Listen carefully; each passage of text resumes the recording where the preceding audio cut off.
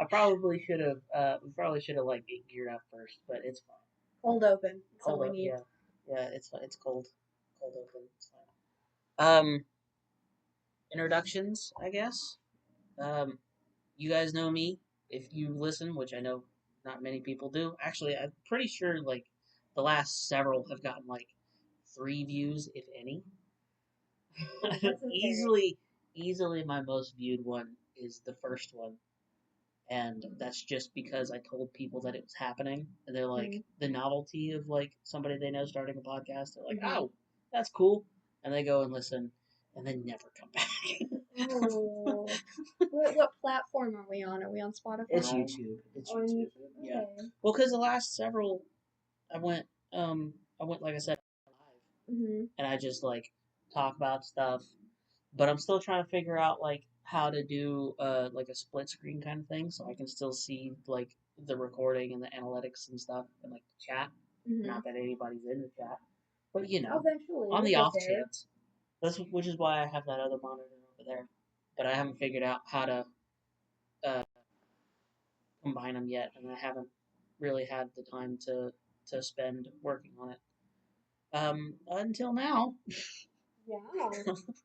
Anyway, you guys know me. Um, this is my sister-in-law Sister-in-law. Ginger. I feel like I don't have a ton of credentials to be here, but you know, You have vocal cords. yeah, I can yap. I am a yapper. I mean, that's literally how we came to the idea of you coming on here.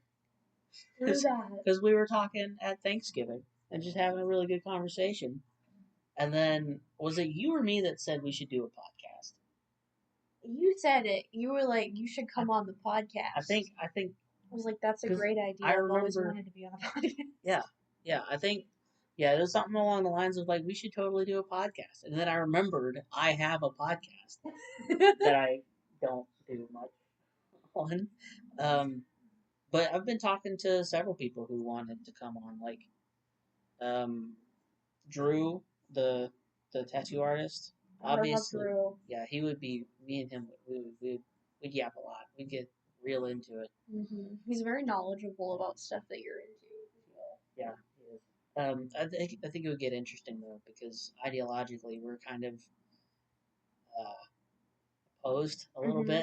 bit, just on certain things. Interesting. Things that you and I are very Oh, like, just political stuff. okay. Yeah, politically Interesting. opposed, but it's fine. Makes a good conversation, right? Usually, if you can keep it a conversation. Mm-hmm. I feel like he's a smart enough person to be able to keep it a conversation and not turn it into a screaming match like some people I know. Generally, yeah, generally, like he's probably not gonna start talking about the wokeness at Oh yes, for context, are we allowed to talk about this on air? yeah, why not? Nobody Um, knows I exist anyway. It's well, no, it's funny. We'll just air Nana's dirty laundry out. Um, for context, we're both going to college. I'm dual enrolled because I'm still a high school senior. Um, and I'm looking into possibly going to Northwest and like staying in the dorms. And I was talking to my grandmother, Nana, about it, and she said, "Oh, you need to talk to your cousin about it because there's a lot of wokeness in the dorms." I was like, "Nana, what are you talking about?" And she's like, "Oh, it's colorful and loud." I said, "Nana, you can't say that." colorful and loud. Ah, that's fun. Old people just say They just whatever they want to say, and it's so wild to It's me. one of the things I'm most excited for to be old, like Is to you be can an just old. get away I with can random say stuff. things, and And like then I'm not gonna like I don't want to like you're not gonna be racist. yeah I'm I not, hope but not. I'm gonna say some wild shit and just act like it's totally Like normal. nothing happened. Yeah, yeah, just I like start talking about like you know what? Never mind. I'm gonna spare you that. I was about to. This is an audio-only podcast. You can't see the ghastly side eye that I just gave Bone. It's good. It's fine. It's fine. Well, also, you kind of have to think some of our views now that we hold might be seen as really out there once we get older Possible. because of like our ever-changing society. So, Yeah. like, some of the stuff that we see normal now might be like really crazy later. Yeah. So, Or vice versa. Like some of the things that are considered kind of, progressive today yeah. in 50 years will be like, oh, that's like just the norm. I mean, Oh yeah, like people dating their AIs on Snapchat. That's weird to me. okay, You hold up. guys can clip this. I don't No, even care. you can't. If you date your Hold, AI. you can't just say that and then keep going. I'm gonna need some clarification on that. Oh goodness. So Okay. you have to remember, Yeah, you're a bit older. I'm one, I am older than you. Two, Uh-huh. I am Different spiritually generations. older than most people my age. True. Okay. So I don't know what you're talking about. For context, I am like 18, high school, like very Yeah, different generation gap. that we're almost a decade apart. Yeah. So I've never. Snapchat has an AI feature that we got like Yeah, I know about the years AI. ago. I know about Right. the AI. Well, you can have normal conversations with it and it's programmed to like have conversations back with you and you Mhm. can send it snaps and it'll like analyze what you sent in the picture and like give you a response and stuff. I don't Yeah. think it sends pictures back or anything like that, Yeah. but it's just like you're getting feedback and stuff like that. And some people, now I don't know if it's like super common or it's probably not. It's probably just a few select Some people, really but weird. because it's so out there, it's getting like pushed forward. But I do know at least one of my friends knew somebody that was genuinely having regular day-to-day conversation with the AI that was on their Snapchat. And I think that's weird. I think it's normal to use your AI for like asking questions or like if you need ideas like bouncing off of Yeah. it, whatever. Like it's made to be kind of a helper if you like like ChatGPT. yeah, essentially like using it as a chat GPT, but having like social conversations with an AI is just strange to me. Yeah. Especially when the internet exists and you can find like a random person So to have a conversation here's the with. thing about this conversation we're having right now, though, right? So you started this by mentioning people dating their AI, Yes. and thus far we have not touched on that yet. Okay. Well, there's certain people that will take like talking to them day to day To into the extreme, like pretending that they have a relationship with their AI right? and like talking to them romantically. And I know there's coding in them to make it so that they can't Yeah. talk about anything super Yeah. inappropriate, Yeah. but these people do try. And there's also ways to like manipulate. I'm not sure exactly if it's the Snapchat AI or if it's like other forms of AI, but there are code workarounds that you can say certain things and get it to like, there's weird like quirks and stuff with it.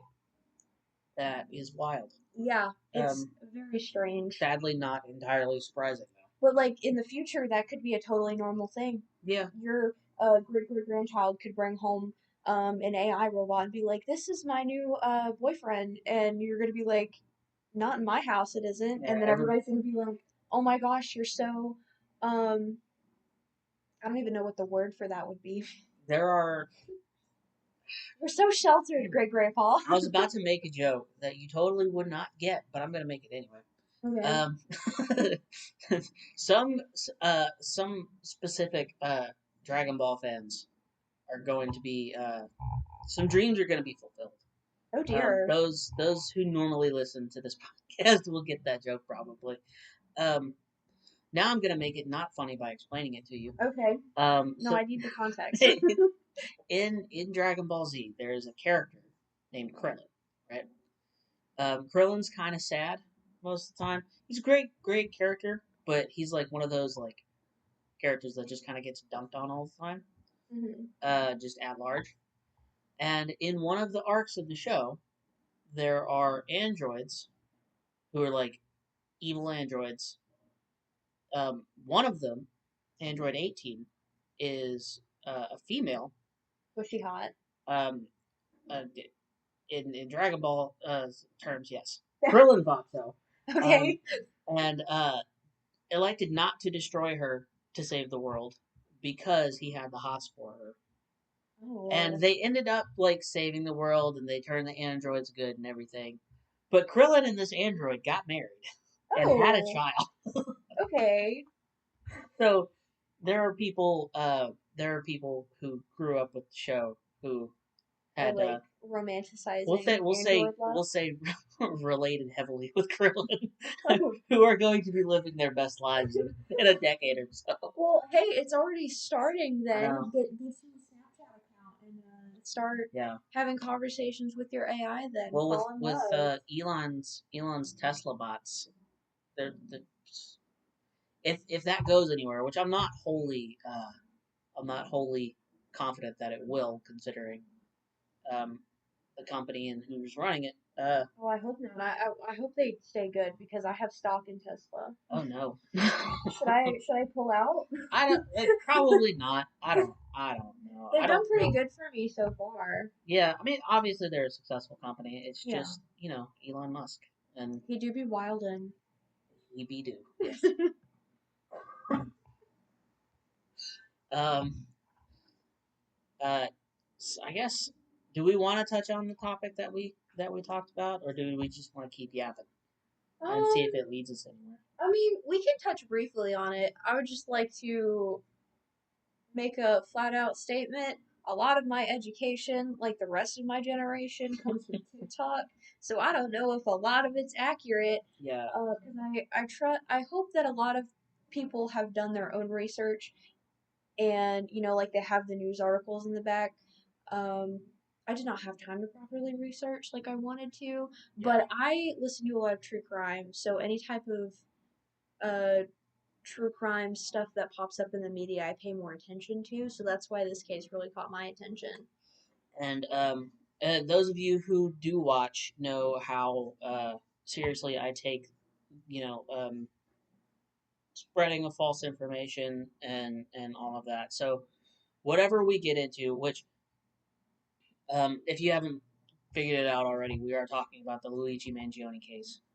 I just want to say before we say anything else, neither of us are by any means um, experts on this, and I personally, if I will probably just stick to the more broad implications and thoughts on the whole thing. Right. And kind of stray away from the legal Mm-hmm. and the effectiveness of uh, Mr. Mangione's decisions in terms of what he may or may not have been trying to achieve. Right. Um, but just because I personally find it to be a very interesting and provoking ethical conversation. Yeah, it's a very interesting thing that happened, and it's a big event, and there's a lot of people talking about it. It's a conversation that has led to that I think can lead to a lot of maybe not necessarily perspective shifts, but just a new perspective on um, the morality of an action and something that I have been having to struggle with personally lately. The difference between the right thing and the good thing, and um, what is the appropriate action at any given time. Um, and I say that because, like, or do you want to go first, or You go first. so my thing here is I am not a fan, as most working class Americans probably probably are also not fans of the American healthcare system. Mm-hmm. Um, because in most cases, you need to be dead or dying before they'll help you, if they'll help you even then. Um, uh, you know, I'm a firm believer in just the point of a government, of a community, is to help each other. Because if, overall people, most people I know have a very um, us and them kind of stance on how, uh, how taxes work. Like, people being upset or angry at people on, welfare or whatever, because it's their tax dollars going to help somebody that's not them, to pay for their health care. Where, in my mind, like, if I have to pay higher taxes to, and if those taxes are going to healthcare for the, the American population overall, I don't personally see why that's a problem. Because I feel like if you're going to tax a population, those taxes should go back to the population. And clearly, they're not really.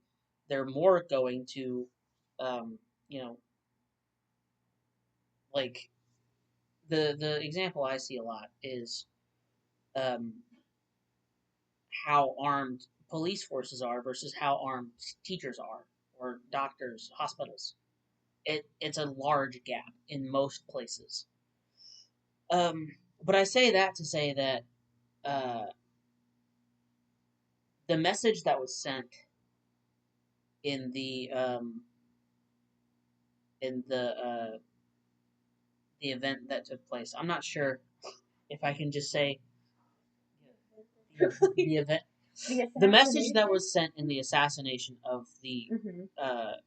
the United Healthcare CEO, whose name I learned yesterday and then promptly forgot. Yeah, because, like, that's the funny thing, too, is everybody's talking about the guy who allegedly did it because the case has not been through court yet, which And means he pleaded not guilty, didn't he? I believe he did. Yes, they're moving forward with the case. I don't know what his lawyers are gonna go with, if they're gonna go with, um, I didn't get that like far. it wasn't him, the guy, because there's a lot of discourse of whether he's actually the guy in the video. Yeah. Which is interesting. I feel like that's a whole nother thing that I would need to look into further before being able Definitely. to speak on. And From what I've seen, I'm not like wholly convinced, but I'm interested in what I'm really interested in the court case as a whole because it only takes what one jury member to stop him from being convicted, and I think they might go for death penalty for Oh, definitely. what they're going for because the government's definitely trying to send a message. That perp walk, did you see that? Which That super dramatized, I think that seven people around him. it sent the opposite message. Like, Yes.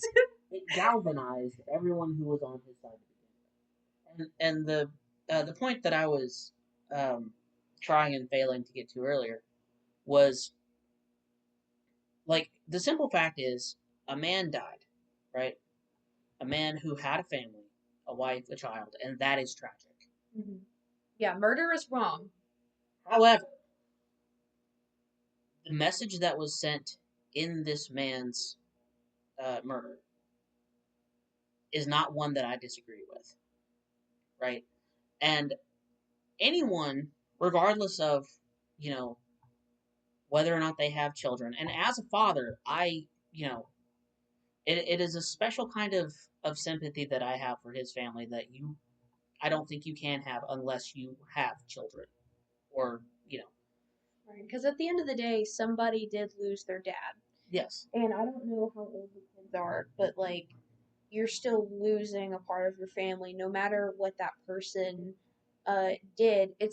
There's a lot of it to do with in other like serial killer cases where sometimes the serial killer has a family and once they get arrested and charged and sent to jail, their kids and their wife have to go through the process of learning about what they did and still having to juggle the fact of but that's still my dad. That's still Right. the person that raised me. That was still the person that I fell in love with, whatever the case may be, no matter what they may or may not have done. And I'm not relating the CEO to a serial killer. I guess I kind of am, but I'm not calling him a serial killer or whatever. But somebody did lose their family. Yeah. Like a wife lost her husband, and kids lost their dad, and that is inarguably tragic. But what this dude represented, like his job, and again, I have not done the research to be able to give any specific numbers. Um, so take literally everything I say with a grain of salt. The whole bag of salt. But I do know that United Healthcare is responsible for the denial of thousands upon thousands of health insurance claims every single year. Yeah, correct me if I'm wrong, but the United Healthcare has the highest amount of denial rates I'm pretty sure. all of the big time insurance companies. And it their is- denial rates are way higher than the other ones. And United Health is not only I'm pretty sure it's the biggest healthcare company in the United States, but it is one of the biggest companies in general in the world. Behind, I think it's Disney, Amazon, Walmart, and Google, I believe. So lots of people are affected. yeah. So regardless by- of right, regardless of the tragedy, regardless of how who this guy was, in everyday life, which for all I know, he could have been a real stand up dude, like a good dad, good husband. I don't know. I don't know anything about the guy personally. But I do know that he profited off the pain and misery of millions and millions of people. Mm-hmm. And that is an inarguable fact. That's a good thing to consider is that he definitely knew about what was going on. Yeah, you can't not. Yeah, and you definitely make a lot of money off of all of that going on. Yeah, this isn't this isn't just some average guy. This is somebody who is very high up in one of the biggest companies in the world. Uh, said company being a company who routinely is, has a hand in the suffering of millions of people worldwide, or not worldwide. I think they're only in the United States, but still, in this country, that is what made him a target. Like the fact that this man died and the reaction by a large margin of the United States population was elation. It says more about that guy than it does about the rest of us, I think. Mm-hmm. And you can go back and forth on murder is wrong, which it is, obviously. Yeah, we're not trying to defend the actions of an assassination, but we're having a wider conversation about the impact that it's having on society as well. Right. Because a lot of people, from what I'm seeing, are maybe not defending Luigi, but kind of like. Well, so there, I've seen lots of people straight up saying that he did the right thing.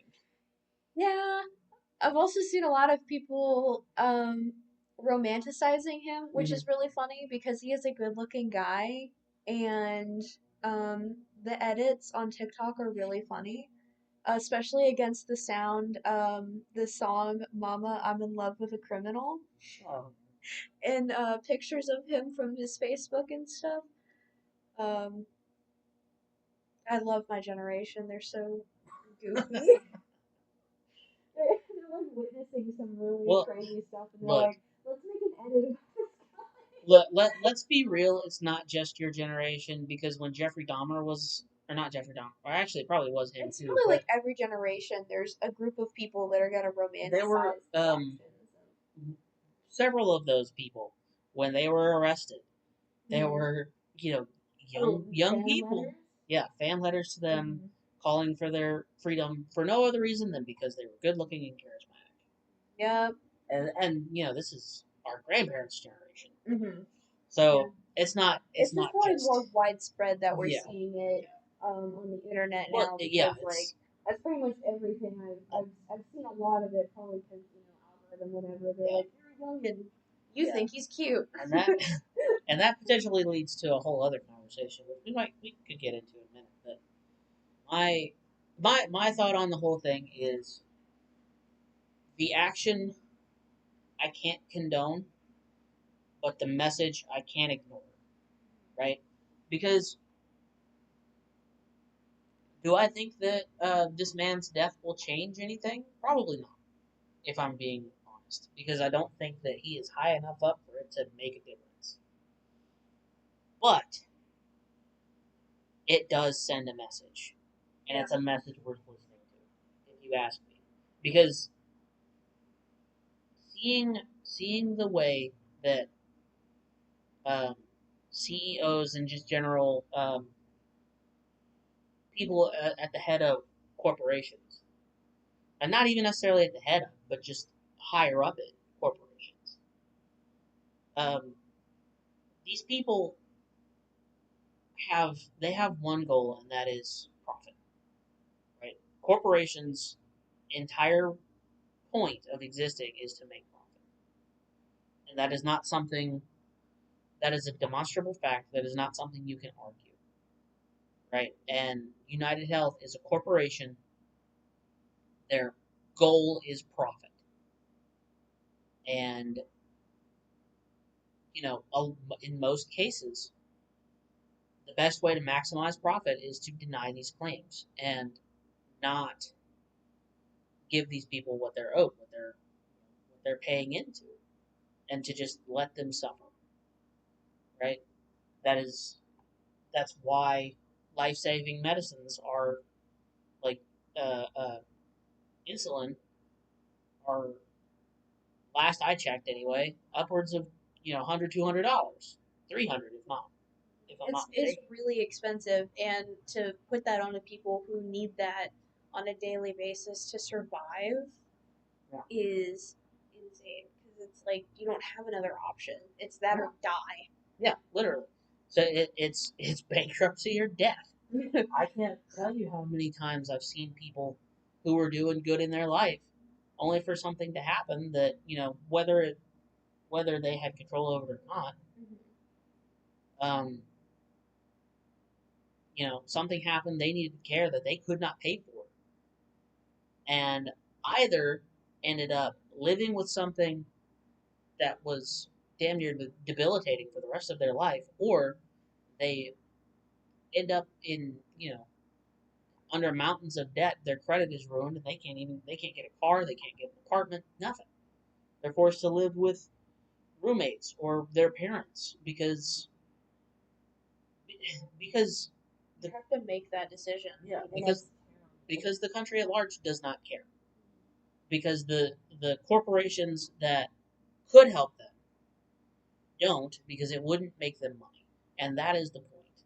Right? The point is to give make sure that the people who are rich stay rich and get richer. Like, since the pandemic, the net worths of people like Jeff Bezos and Elon Musk and Bill Gates, um, and I'm sure people in, I don't know any names in United Health, but I'm sure people there too have gone up billions in the last 3 years. Whereas in that same period of time, um, it has gotten harder and harder for the average working American to just get by. Like, the homeless population has spiked exponentially. Um, the job market has been, while lots of jobs are being created, sure, um, it doesn't matter because, one, they're not being paid enough to keep up with inflation, because that's the big problem. That's the problem with the United States right now, is inflation. Um, it's not enough to keep up with inflation. Um, People aren't able to hold these jobs for one reason or another, because and you have older generations talked about how we just don't want to work anymore. Right, Well, which is not the yeah, case as a not the person case. in the little side anecdote. Um, my best friend was looking for a job for like 4 months straight, Mhm. and nobody would hire her. And obviously, I mean, she was a teenager trying to get a job, her first job. The issue wasn't she wasn't putting in the effort. It was that none of the places around here would accept her because nobody was hiring. They looked at her and was like, "Oh, you don't have anything on your resume, like a real job. Sure, you've got like amazing high school record, but we don't care about that." And they would just turn her away, and it took her forever to find anything. So, I mean, I got really lucky getting pretty much hired on the spot because the company that I applied for desperately needed helping hands, and I have experience in that from other stuff. But again, I did have work experience because I run my own business. So I was able to use that as work experience to be like, I've done customer service and stuff like that. It's just not the standard way at another job. But And like I know somebody my age with just as much working experience as I have who quit his job because he wasn't getting paid enough and thought he had another job to go to. And when he got there, they wouldn't take him. They turned him down. And then he spent the next 8 months trying to find a job. He had to move back in with his parents because nobody would take his application. Dude could he applied at McDonald's and never got called back. yeah, Like Bella was having the same problem where she was like applying places and they wouldn't even call her back to deny her. yeah, They she recently got a call back, or not even a call. It was like a text message for an application she put in almost a year ago, I think, of them denying her, and she was like, "Great, thanks, appreciate it. cool. I already have a job, but thanks for taking the time out of your day to let me know." And like this isn't new. No. When I was fresh out of high school, um, I spent 6 months looking for a job. Again, I got so desperate that I applied at McDonald's and I couldn't even get a call back from them. I'd tried every restaurant around here, every superstore, and every job that I have gotten has been because I knew somebody who worked there and get you know they helped me get that job. Every Yes. single place that I have been. I've It's only because had you three. have I've only had some three money. jobs in my life. I've That's how been Bella got her job too, because she knew somebody that worked at the. I don't know if we name drop companies. Probably not going to. We just out my best friend over here, but um, she knew somebody who yeah got her in, knew the right people. yeah. But now it was tough to get a job then. It's tough to get a job now. The difference is everything is more expensive. Um, and if you can't get a job, then the minuscule amount of money that you'd be making anyway is, or rather, most people can't get a job, and even those who can, it doesn't really matter because they're barely scraping by anyway, if they are at all. Like I know people who live in I know people who live in a house. There are four guys living in that house, and they're still struggling to pay rent. Like that, it's four grown men living in a home. All of them have jobs. Yeah, Like none of them are like mooching. they all work. They're working. They work full time, and they're still struggling with rent and bills and groceries and everything else. We're making it off of a single income for the most. Like I chip in with my selling and stuff, but it's nowhere near. It's not you know it's not a full paycheck. It's not consistent. You know, my like Small businesses, we get it. I stay I It's hard. stay I stay at home with the kids. My wife goes to work. We are living off of her income, and we're doing okay. But a big part of that is because my landlord is my mom or my grandpa, really. But I pay my mom.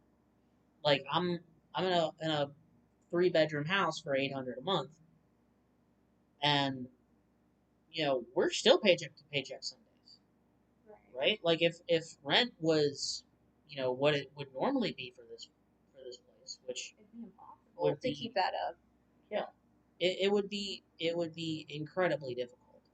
And then you take that and you add on um, the cost of insurance and whether or not you'll even get, even if you are paying for it, if you'll even get approved for a claim in the first place. So, like,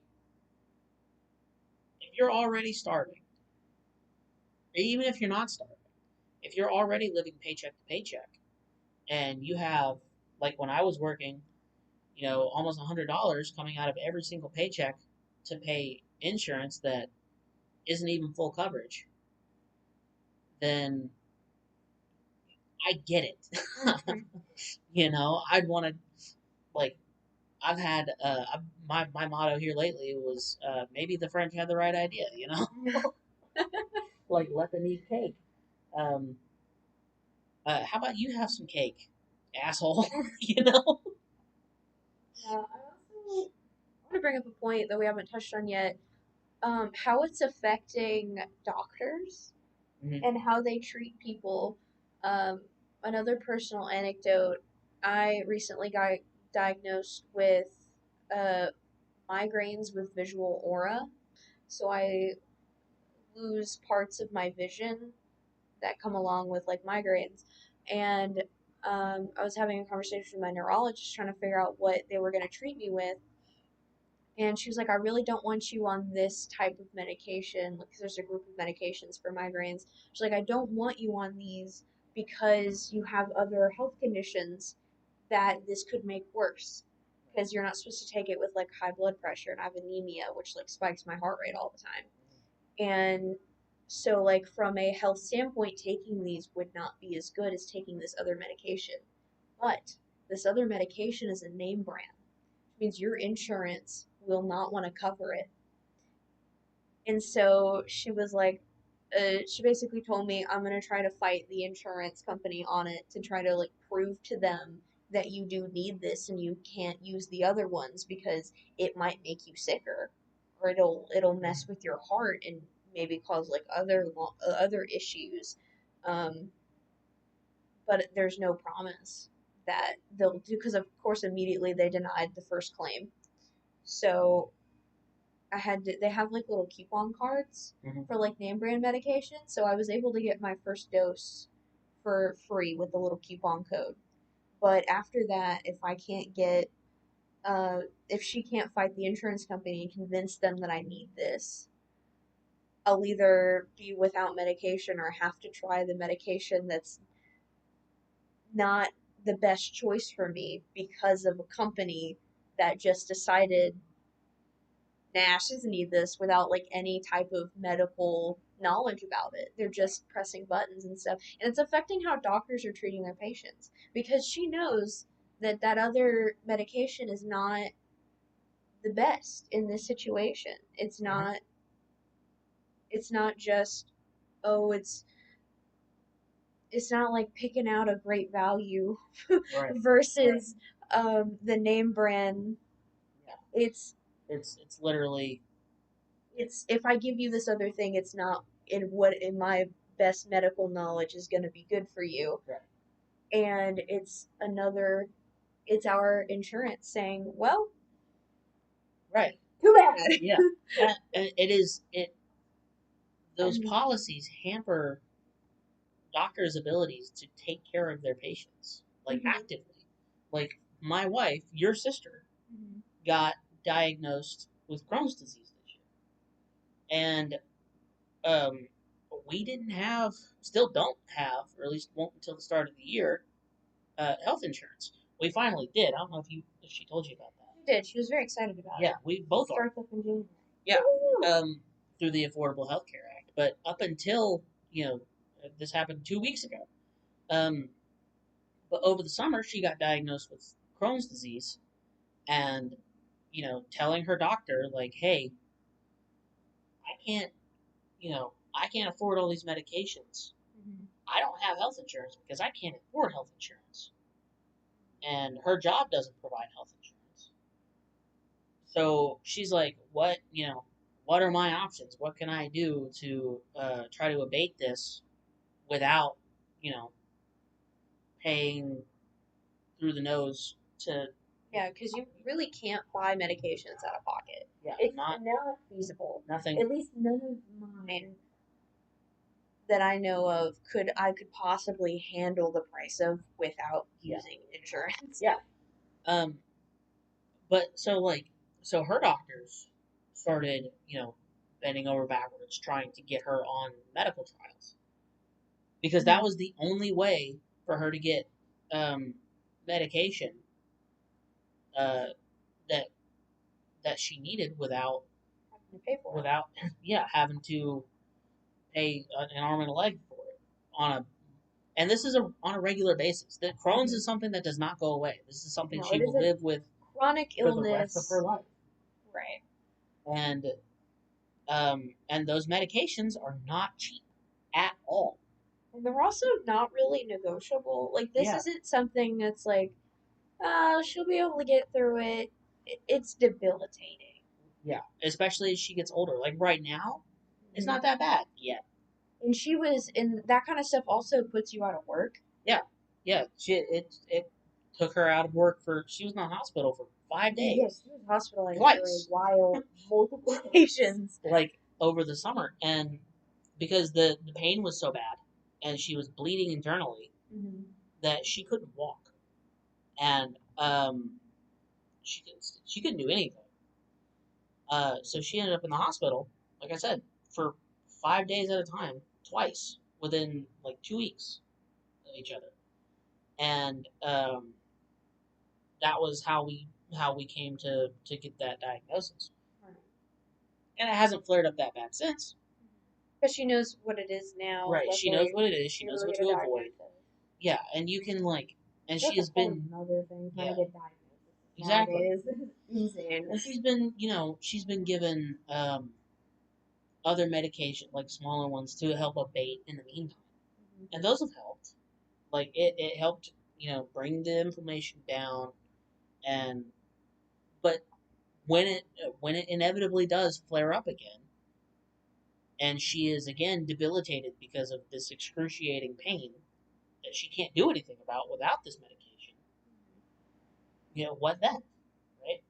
And now that we have the health insurance through again the affordable, it was it's like the healthcare market or something like that. I think I'm getting ads on YouTube about that. Yeah, but that is only possible through the Affordable Health Care Act.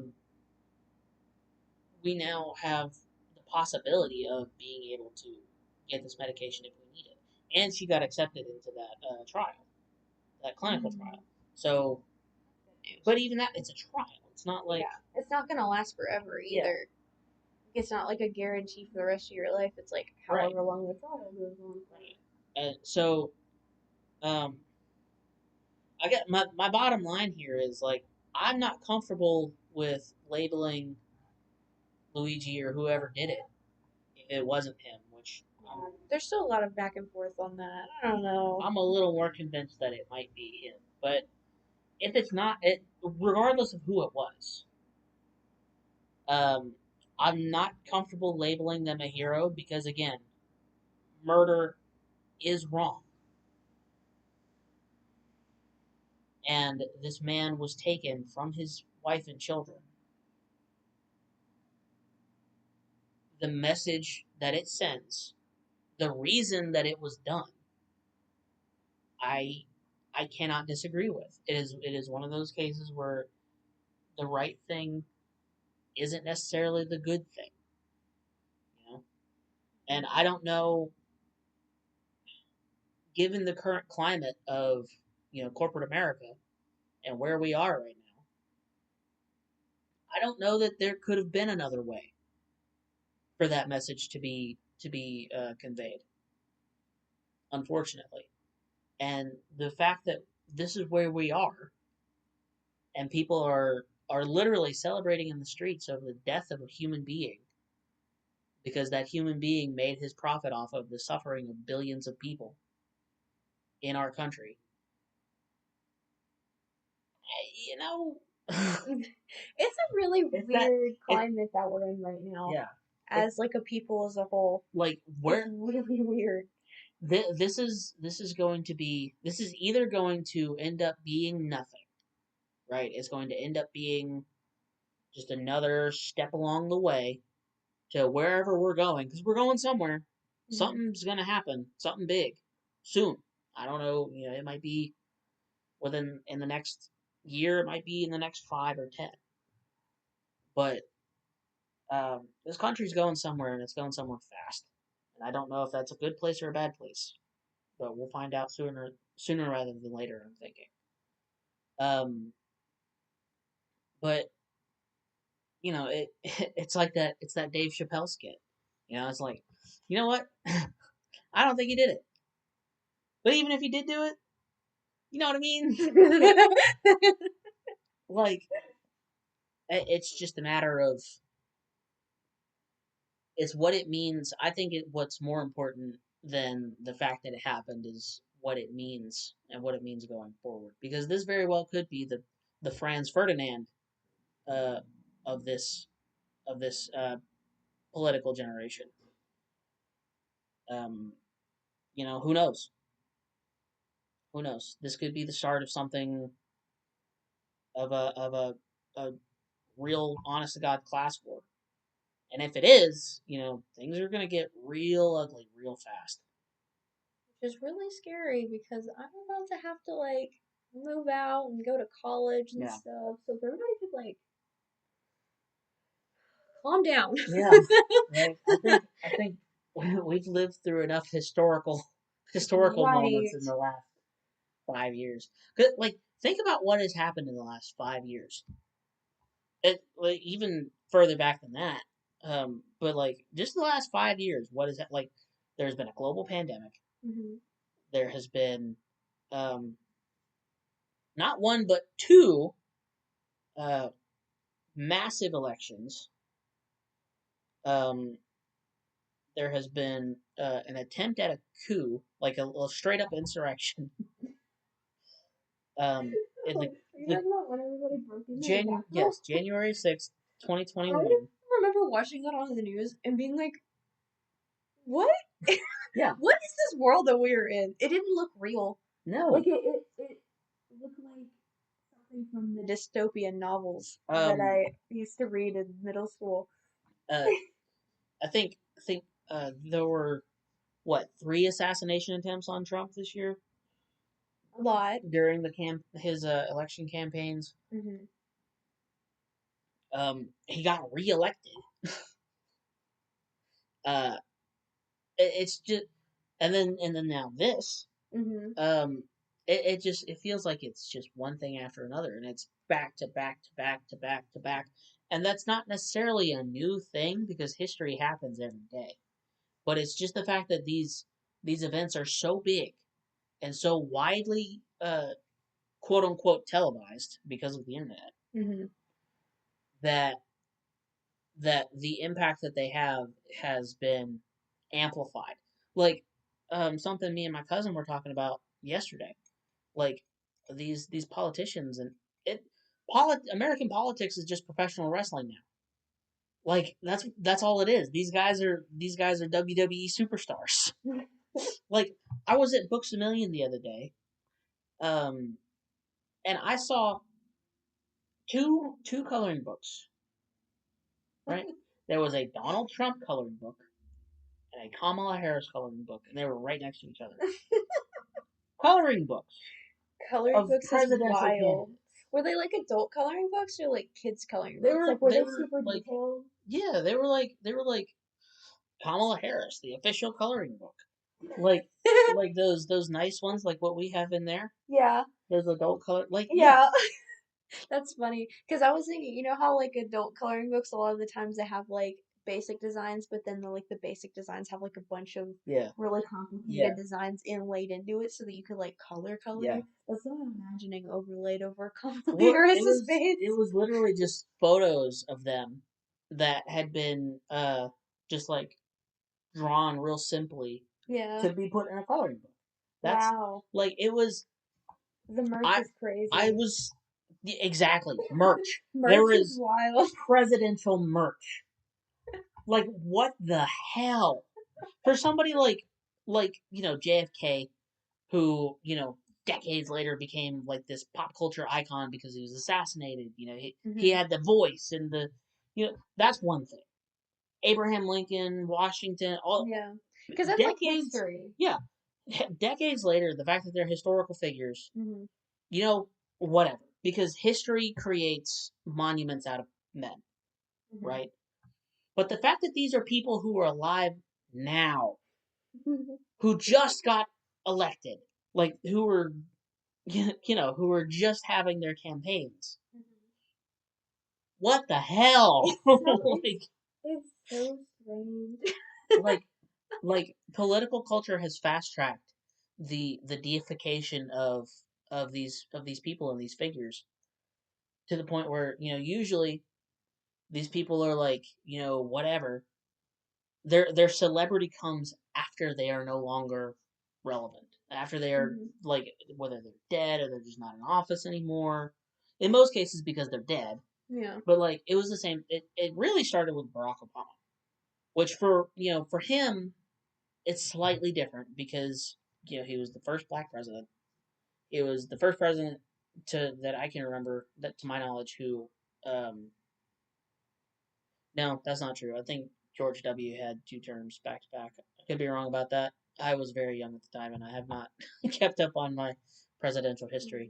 He knows more than I do. I Um, got to tune it out. but it really started with Barack Obama.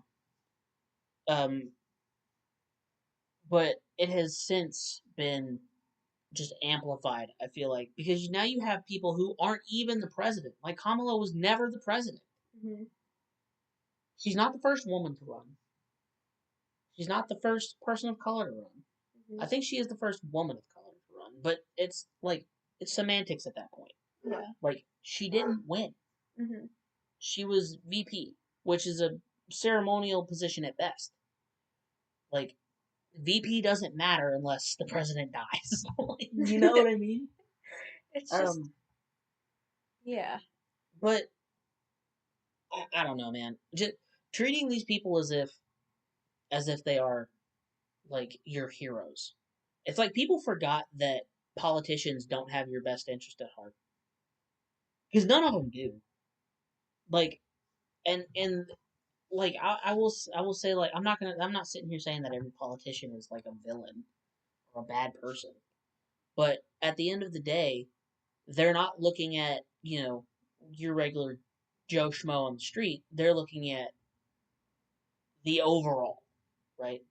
They're looking at for the most part they're looking at what's best for their party because for some reason we're still in this antiquated ass bipartisan system that promotes us versus them mentality, right? So many people, like I'm convinced that the only reason that most of these people are as popular as they are is because of the team they play for, essentially. Like I've seen so many people saying like vote blue or vote red or because they don't care who the person is or what the policies are. It's just their team has to win. They want their team to win. You know what I It's mean? like a brand loyalty thing. Exactly. It's like how people are like ride or die Target for some reason. It has. They're like, I will not shop at Walmart. Yeah. I refuse. We are a Target family. It's like okay. It is. I'm going to whoever has the best deals. Right. Right. It's like it's a the point of this system should be to elect whoever is the best guy for the job, right? Whoever is whoever has the know-how and the ability and selects the right people to be on his team and has the right policies for the best interest of the entire country, not just the people who like him, Mhm. right? It has gotten to the point where it is no longer about it's a cult of personality. And that's the biggest reason why Donald Trump is so big because you know I've seen so many interviews with people who are like, yeah, if you switch parties, I'd still follow. Like, and I've seen people who, yeah, at least they're sticking with a person. It's, even though it's that person, you know what I mean? Mhm. They're not playing. I don't know. It's you know what? I won't even say at least because that's just as bad, if not worse. Because they're playing for their team is the guy, even if they're not necessarily playing for the Republican team. Because that's all it is. It's sports at this point. It's like they're no matter how many losses their team has, they're still fucking Mm. go Eagles or whatever. I don't watch We don't know sports. sports. I'm not into the sports ball stuff. Mm-mm. But the point is, it's sensationalized to the point where it is just a sports event. Like people have watch parties for the election. Like what? Why? It I want to know what the catering service is like. it's so incredibly asinine because it is. It's just professional wrestling. Like these people are put on this pedestal of celebrity when they should just be treated as like um they're politicians, Mhm. right? The whole point of a politician is for them to do uh they're trying to gain power for their party, and it has nothing to do with the people as a whole. At least when it comes to red and blue, and it hasn't been about the people as a whole for a long time. Because if it was, you know, they would cater to the American people as a whole, not to whoever shows up to their rally, right? Mhm. Because when Trump gets up there and he's talking to his people, it's his people he's talking to. When Kamala gets up there and she's talking to her, it's her people. It's the Democrats or the Republicans. It's not America. They say America a lot of the time. That's not who they're talking to. They're talking to their Americans, Mhm. the people who they get money from, the people who you know they can get the vote from. And I guess that's the game. I suppose that's how it works. It's working the way it's supposed to, but that's not the game we should be playing, Mhm. right? I don't know. I'm not a huge politics guy. At least not until recently. I'm still very very green when it comes to political conversation. So, but by my estimation, the bipartisan system has continued to make a mockery of American politics just because it promotes that us versus them mentality. Because it's not about America as a whole; it's about our Americans, about our guys. You know, Mhm. Yeah, I feel like I'm definitely not super educated in this. I don't have a lot to add to this part of the conversation just because I don't follow it as much as I should yeah, that's and fine. all that. Like I mean, I didn't until I was raised I either, took. and even then, It's a little scary and daunting to even consider getting into. So I just try to. it is. But I don't think you'll understand this joke. But I feel bad for the kids in the future who have to write a DBQ about this time period. Um, Good luck, guys. I was I was doing some reading about like the Cold War era recently, and a lot of it. is very similar to how things are today, if I'm being real. Um, if you pay attention to history, especially American history, it's like there are signs that have been popping up for a while now. I think we're the 20-year period or so that we're dead center in is going to be an incredibly revolutionary one. Potentially, quite literally. There that remains to be seen, but I don't know. Being a young parent is right now is very scary. It's a very scary thing because God only knows what the world's going to look like in the next 10 years. What world I'm going to have to prepare my sons for.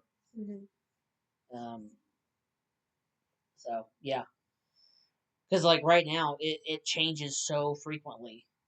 Um, and I was actually talking to my dad about this the other day. Like just since I was a kid, the world has changed so drastically, largely due to the impact of technology and the internet. Like Yeah, you gotta worry about raising iPad kids on accident. I'm not even 30 years old. I am 26 years old. Right? Like ancient, but yeah. Like, yeah, that's kind of what I was getting at. Like, I'm 26 years old. When I was a kid, there weren't smartphones. Back in my day. And yeah. Like, touchscreens weren't a thing. Not really. Not like they are now. I didn't get my first touchscreen smartphone until I was 13. You were also a lot more sheltered I was, than most of yes, your that's generation. true. I was very sheltered, especially for my generation. But, like, but that doesn't change the fact that when I was a kid, you didn't have the stuff that you have now. Like it was still considered by kids my age, well, pretty sci-fi. Like watching the first Iron Man movie, seeing the thing that he had, the heads up display where he could like move stuff around on like a hologram. I was like, that's so cool. We're so far from that. Little did I know, that was in 2008. 10 years later, if that, there it is. Like, that's a thing people can do now. Like, it's wild to me. Like, there's a reason why so many more people are diagnosed with things like ADHD, because the world has moved at such a clip since we were kids in our generation that, well, we can't keep up. Like, especially, older Gen Zers and, like, I guess younger millennials, like, people who are, like, right there on the edge, like me. Like, I was born in 1998. I think you're a millennial. See, because I think Chris is a millennial too. And that's the thing about that. Like, I've seen it where I'm not a millennial. I am like the start of Gen Z. But I've also seen. I don't think we claim you. I've seen lots of different. I've seen yeah, it. It it's pushes. It pretty pushes much back and forth. everywhere. I feel like it's whatever you personally feel like. I would say you're like socially in a different bracket. We're too old. Than my generation. I'm definitely Gen Z. Like, there's no arguing that we came in 2006. So yeah, but like, people, especially people my age who aren't quite 30 yet, or are pushing 30, which I am. I am 26 years old, about to be 27. Ooh. Like, I am 3.5 years away from 30 years old. How's that graveyard dirt tasting? Like coffee, like most things. But it's like I was saying, like the progression has happened so rapidly in my lifetime that I can't fucking keep up. Like, and I think that most people can, because you look at the 70s to the 90s, our parents' generation, it was largely the same for most of that time period. Right? Like, obviously they had advancements because yeah, I mean, but the thing is, advancement is not linear, right? It there is regression, there is progression. It goes up and down. It's not a steady advancement forward. So you go from like 1970 to like 1999, largely the same, right? Technologically, socially, and then is somewhere in that time period, fucking here comes Steve Jobs, just throws a fucking Bam. yeah, just throws a firecracker on the floor, and everybody loses their minds and invents AI simultaneously. And now we've come full circle. Yeah, and now here we are again. I don't. It's just so wild to just looking back just 20 years. 20 years ago was 2004 was 20 years ago, right? Wasn't alive, so I don't. No, you weren't, but I was, right? And back then we had like the PS2 was around. Just to look at video games for a second. Dang. Like PS2 was a thing. We're on PS5 now. If you take a PS2 game and look at it graphically, what it can compute versus what a PS5 game can do in 20 years. And then you look at 20 years before 2004, that's when video games were like first a thing. You had fucking Mario Brothers. On like the Square consoles on like original Nintendo. Yeah, and that's still a big progression, but it's like it's not that big is the point. Like there are I saw something the other day. Resident Evil 8. The character in that game, Lady Dimitrescu, she's like the tall vampire. Oh, I know who she is. Yeah. Her ass has more polygons than the entire original trilogy on PlayStation. Like the first 3 Resident Evil games. As she should. The first 3 Resident Evil games, all 3 of them, 3 whole ass video games, have a lower polygon count combined than one character's ass in a modern game. I feel like that says more about her than it. I mean, it's just the advancement of technology and what people are able to see worldwide these days.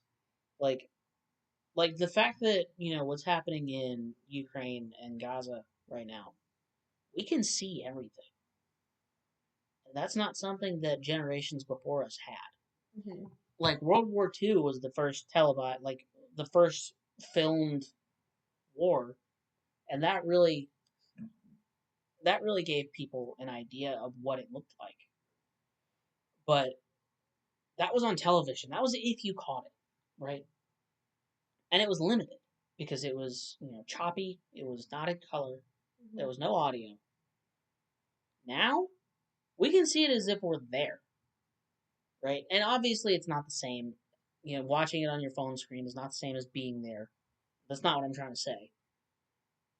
But we can watch it happen in real time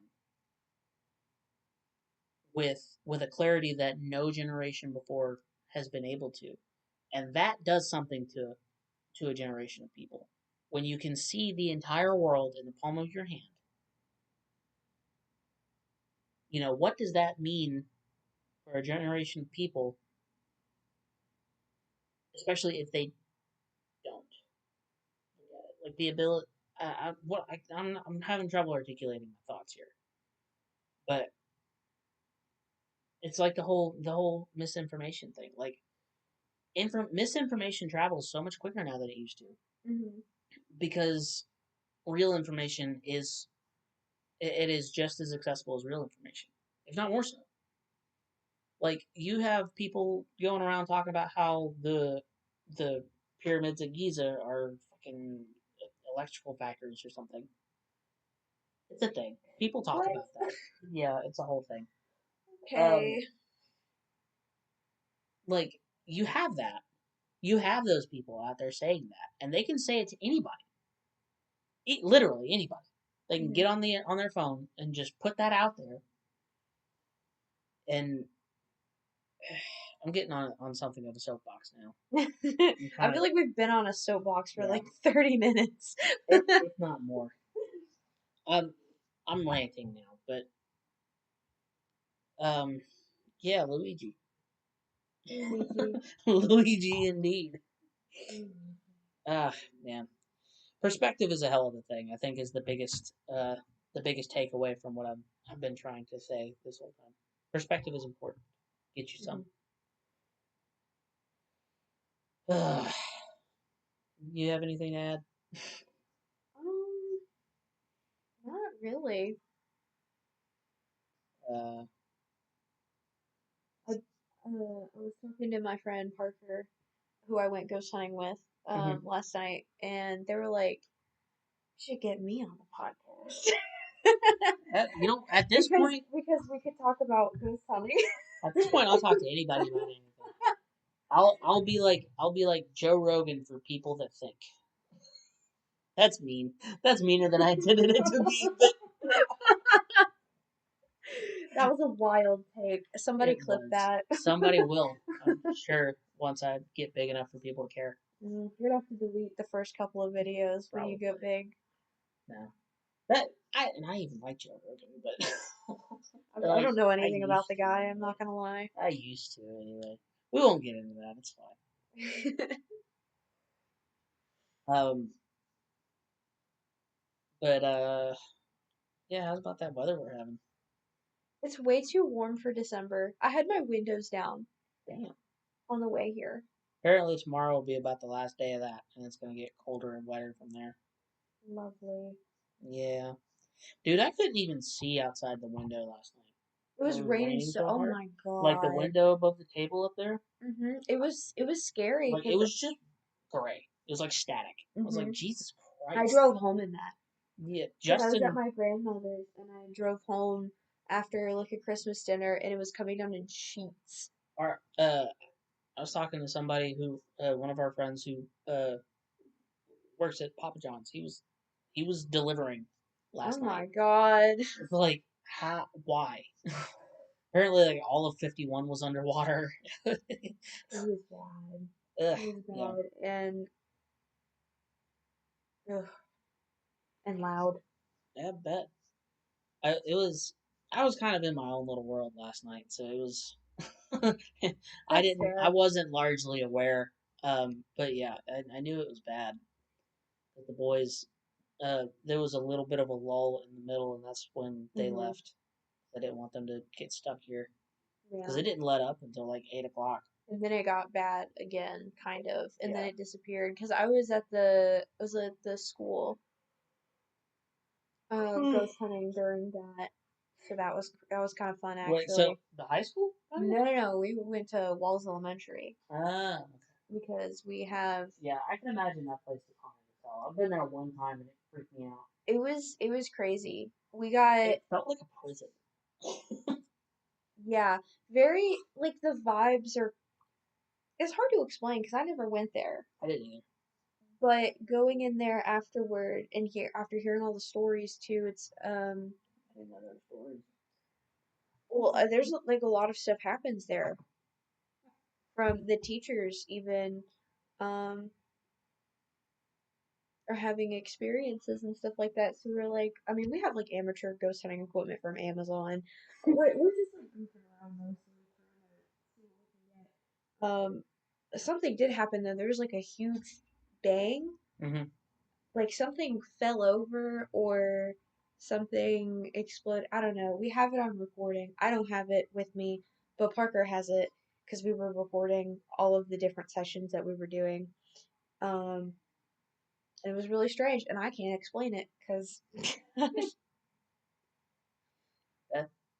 I used to do stuff like that when I was younger. 15, 16, 17. We go ghost hunting? We'd go walk.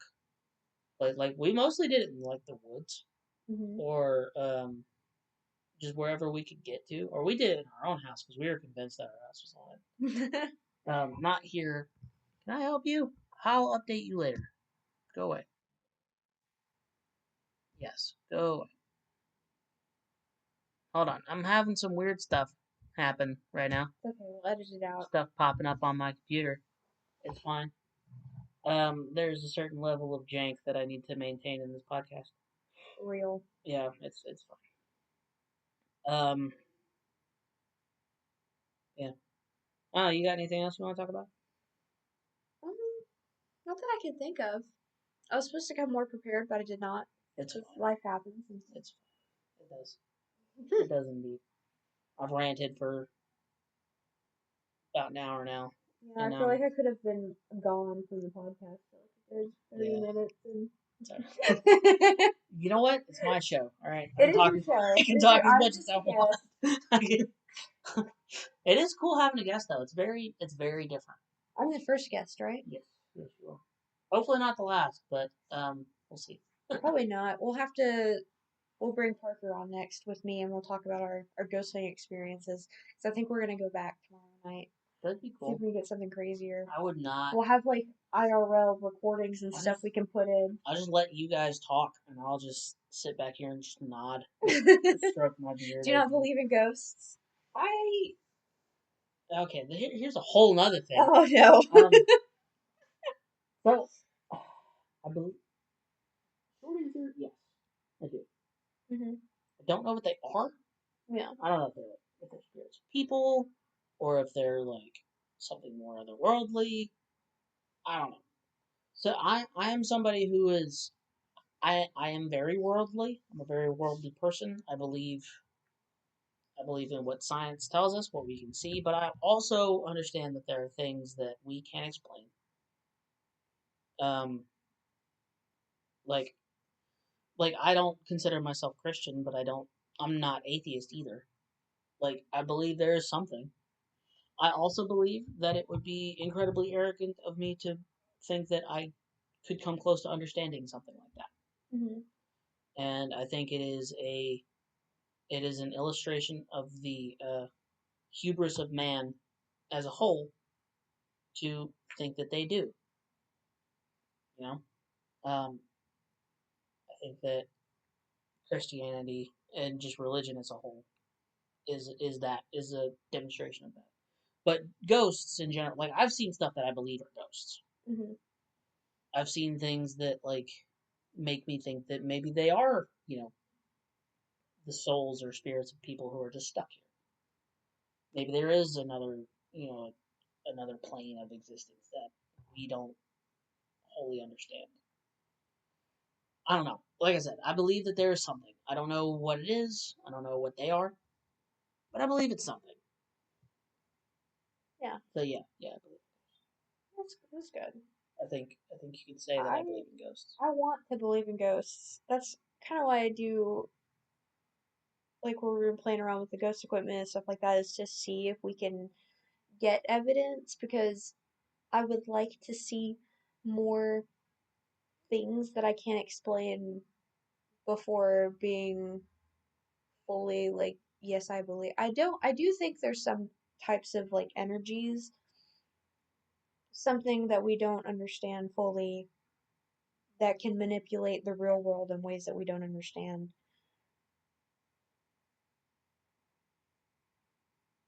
Because story, like my mom has experiences and stuff like that, and like Parker, my friend, is way more sensitive to stuff like that. Yeah. Like going into that school and stuff make especially after last night, like they were ill. Like not feeling well, tired, sick after stuff like that. Which it doesn't affect me in that way.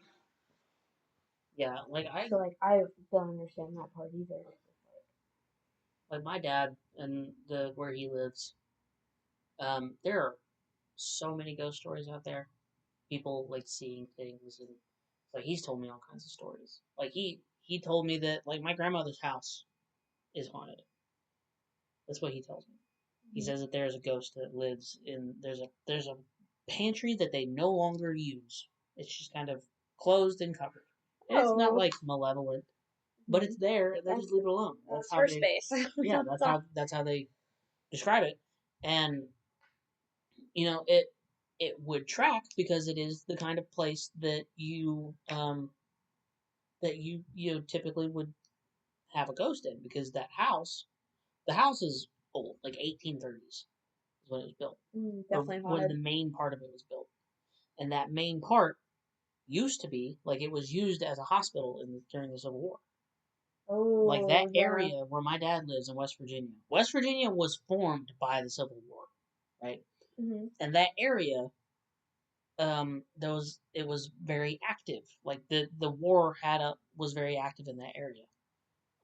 Like there are museums and monuments all over the place out there. Um, and as such, there's a lot of old history in West Virginia, in that area of West Virginia. There are a lot of ghost stories, like a lot. Everyone up there will tell you one, at least one. My dad has told me several. Um, like one he told me was he saw a him and his buddy were camping, which they would go camping for like weeks at a time. Him and his cousins and friends, like they would just go and just be gone for like 2 weeks.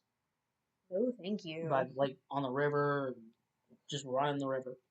Well, he was telling me about how they were camping by an old railroad, like a decommissioned railroad out there, and it was nighttime. They were by the fire, getting ready to go to bed, or maybe he was already in bed, like asleep.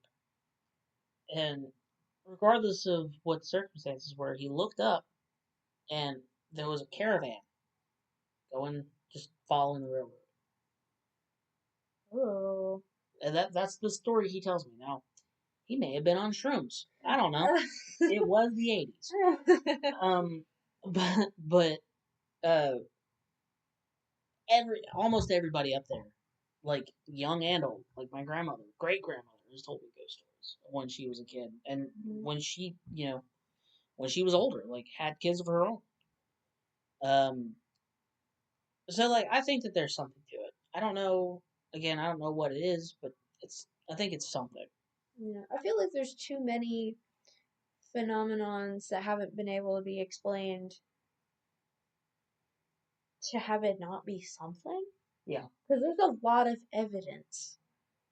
And I know a lot of it can be explained away by, like, oh, especially like light orbs. Mm-hmm. I don't love when ghost shows are like, oh, it's a light orb. It's like that's probably a speck of dust.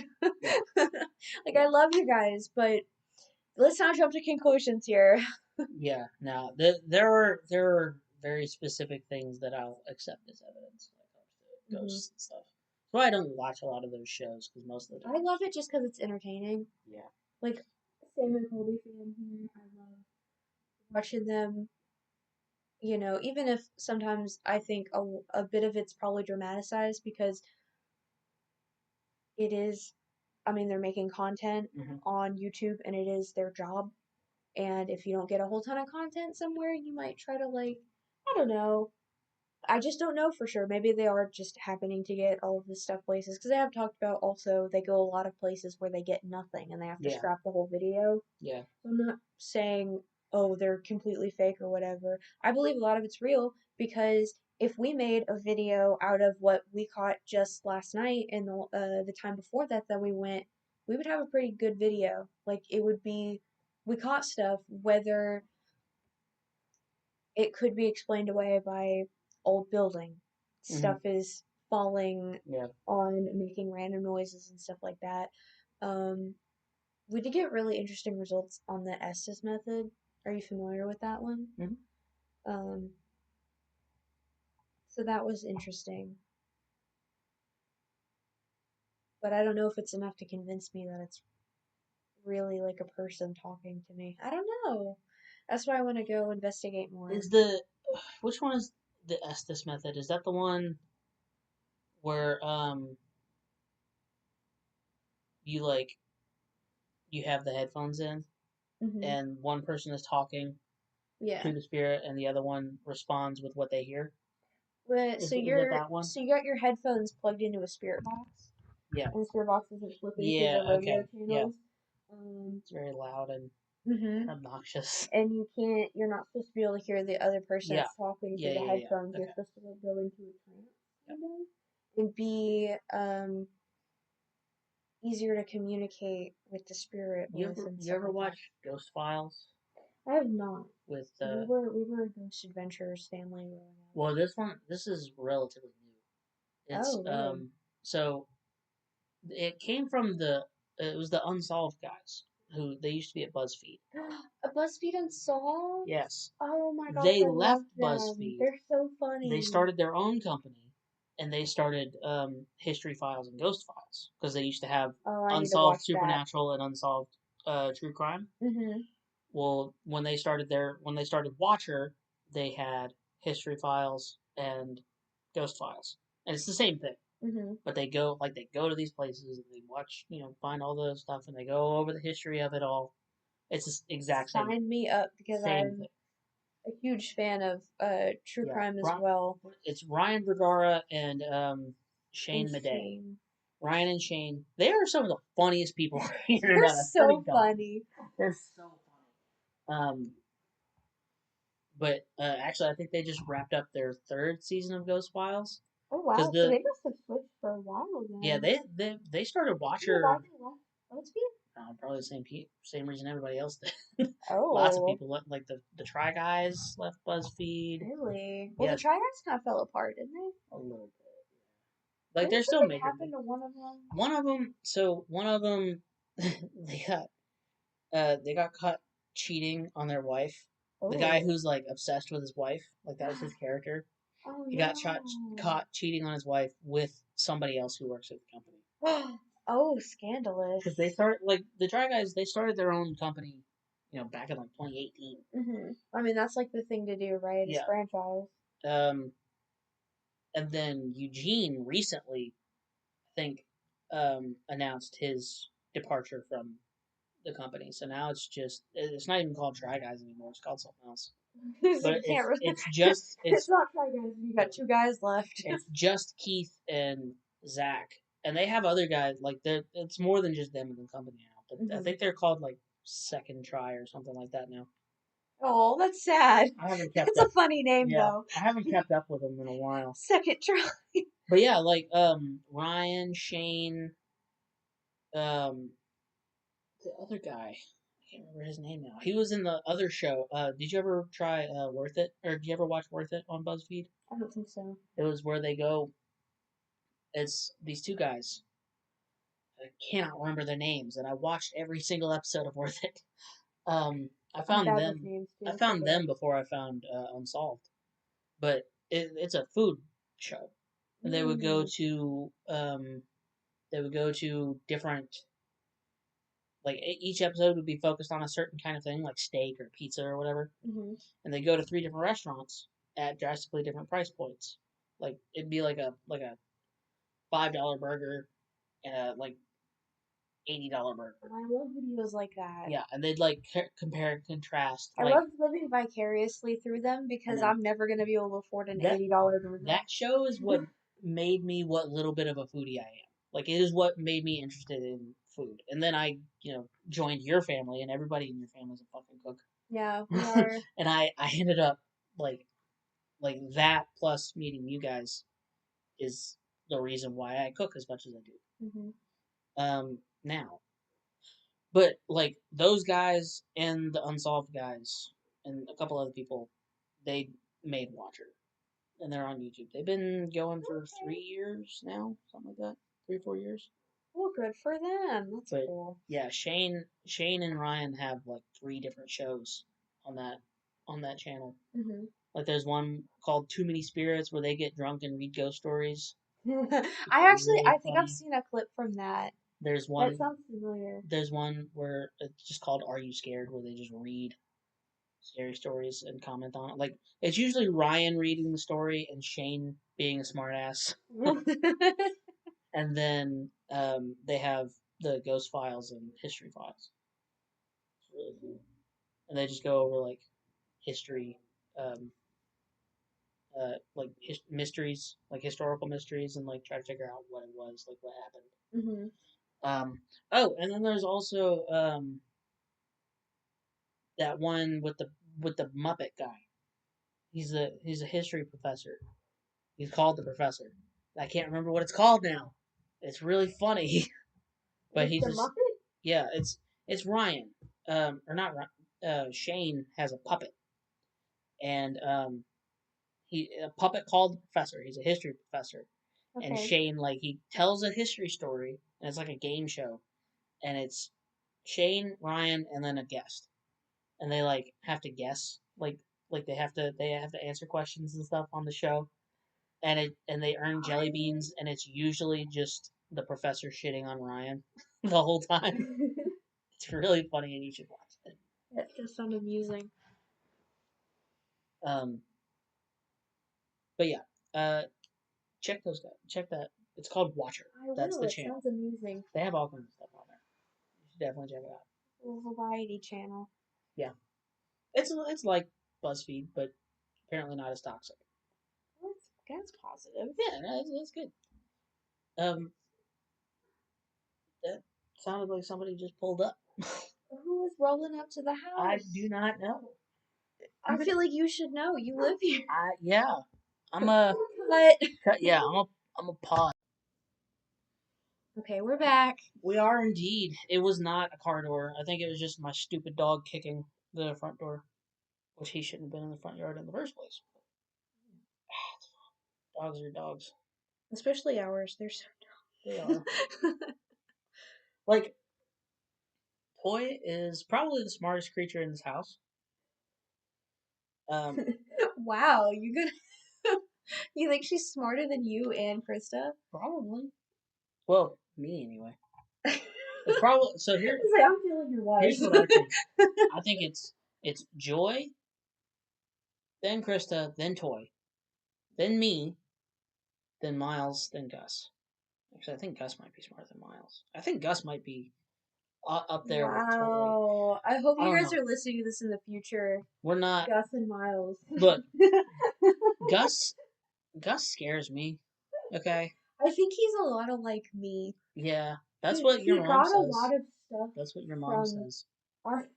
I don't know if it's just me or if it's like what Krista was like when she was younger or if we all got it from mom or what. But he does some things and I'm like, I relate so hard to you right now. Which But okay, having lived with you during the most turbulent of your teenage years, I am scared. oh, you're gonna have a fun time. I'm terrified. But I mean, yeah, hopefully, because the boys will be a little easier. yeah, maybe. I don't know. I remember how I was as a teenager. That kid needed to get kicked in the head. Okay, but imagine if your parents were loving the whole time. That's fair. Your development is gonna be a lot smoother. I guess we'll see. We'll see. Hopefully, I don't. Anyway, I'm gonna end up in an existential crisis if we keep going. It's okay. It's okay. um, yeah, man, we've been going for an hour and a half. I think this is already the longest episode of the podcast so far. As it should be, because I'm here. Yeah, you do yap a lot. Although I say that, Wow. I've You yap definitely talked. most. I've definitely talked way more than feel you like have in this. You definitely doubled my word count. 100% for sure. But that just means I like talking to you. That's just all that means. Yeah. Which is a real step up from where we used to be. That's true. We used to hate each other. Yeah. She was a shit. I was mean. I'll admit it. I was mean. I still am kind of mean, but I'm better. I'm growing as a person. I'm developing. I was a much easier But- target back then. Yeah, you made it easy. My frontal cortex is kind of developing. Yeah, you It's definitely- still developing, but Definitely chilled out a lot. Because that was the thing with you, is like you were smart and you knew it. yeah, I still struggle with that. Yeah. But you were a teenager, Mhm. so by default we're not as smart as you thought you were. True, because With less most- life experience. Most people aren't as smart as they think they are. Like, I'll just put that, like, that is a human trait, Nobody's as smart as they think they are. But that goes double for teenagers. Oh yeah. Look, I hated teenagers when I was a teenager. It is extra now. Not you anymore. You're better now. Yeah. But you're barely a teenager now. I'm like late stage teenage. Yeah, late. Where I'm about to like go to college. Like you're at that age where you're either gonna be the absolute worst for the rest of your life, or you're gonna get better. I hope I get better. Like you've already gotten better. I'm still developing. You've already gotten better. I feel like I've been through a lot of big life events and like personally that have done a lot to teach me that I don't know, it's just stuff that's taught me a lot about my actions and my behaviors and stuff like that. I don't know, because there's just a lot of stuff in my personal life that have really shaped me, and that's all happened recently, like within the past 2 years, I would say. Even like 2 or 3, yeah. Well, I mean, when we lived under the same roof, you were what, 16? Not quite. No, you were only. I turned 14. Yeah. In that house. Yeah. Okay. I was 13 in middle school. I have thought you were older than you are from the minute I met you. That's true. I met you when I was 11, and you thought I was how old? I thought you were 14 when you were 11. Yeah. So I was also working in a haunted trail. Yeah. So I feel like the context around that situation was different. Do you remember our first meeting? Was it not at the trail? No. I met you one time before that. And it was barely a meeting. It was more at my house? Yes. Was I playing at my kitchen or was that somebody else? That would have been somebody else. Okay. So I had a little mini like play kitchen, and at some point I remember Krista bringing one of her friends over, and she was like, "This is my younger sister," and I just like turned around from my cooking. I was like, "What's up?" Just kept cooking. I don't know how old I was. I was like really young because I still had a plastic kitchen in my room. No. But I was like, "Get your friends out of here. Leave me alone." This would have been. So this was my senior year, mine and Krista's senior year. And I was at the house because I was dating Sheridan at the time. That's why I was there. I definitely met you at some point when you guys were together, because I knew that you guys were together. Yeah, so but also Krista didn't want me involved in her personal life because we still had beef with each other. Yeah, like your house at the time was the hangout spot. Like, because that's where Sheridan was. Which is crazy because of how my mom made the house feel. That's a whole other podcast. So I got into the house, and I think that was also the same day I met your mom for the first time. A wild experience, for sure. So I got to the house, right? Krista and Sheridan were already in Krista's room hanging out. I come around, I go to the back porch, because that's where they always told me to go. And I come up the steps, and at the time, there was like a bench or something right there next to the steps, I think, from what I remember. I think. What? So I came in. This has been a really long time ago. It would have been like 2016. I don't remember. I just remember it was before I got in the house. Your mom was sitting on the porch, and she was like doing something. I don't know what she was doing. She was doing something. Wilding out, probably. And she looked at me, and this is when she was. Hold on for the audio listeners. She was fat. She's not now, but she was then. Don't fat shame. I'm not fat shaming. She was struggling. I'm not shaming, I'm describing. There's a difference. She looks great now. She does. Yeah. She got diabetes. Yeah. She did wonders. Really, they mismedicated her for her diabetes. That's how all that weight came off. But we not air my mother's dirty laundry now. Anyway. Sorry, Mom. I walked onto the porch. She looked at me and goes... like looked me up and down and goes like, "Who are you?" And I was like, "I'm Sheridan's boyfriend." She goes, "Okay." And then went back to doing what she was doing. I really hope that she was like, She could do better. Probably. And then I walked in the house and I was going down the hallway and you were coming out of your mom's room or your room. You were coming out of a room. My room. I think you were coming out of. Did you ever use your mom's bathroom at the time? No, we Or stayed maybe out of you my were, mom's or bathroom. maybe you were coming. I don't know. You were going. I think you were coming out of the basement and going to your room Maybe. because you were crossing the hallway and Probably the basement then. Probably doing um laundry or something. and I was coming down the hallway as you were in the hallway on your way to your room. Maybe you were coming out of your room, but I remember you going into your room. Okay. And you just like stopped in the middle of the hallway, and we're just like, I was just like, hi. I was just going to Krista's room, and you didn't say anything.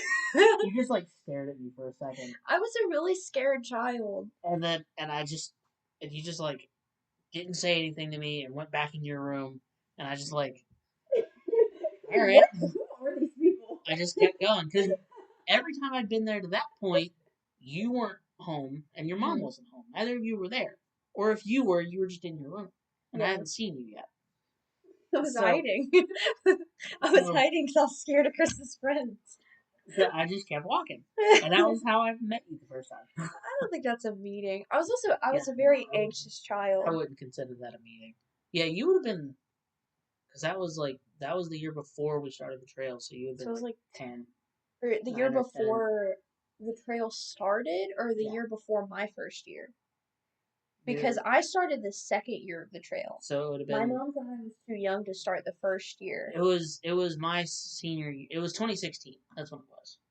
I don't remember how old I was. So, well, if you were born in 2006, you turned 10 that year. Okay. Your birthday. So it was the year before. Yeah, it was the year before the first year of the trail, which was 17. That's when Krista and I got together.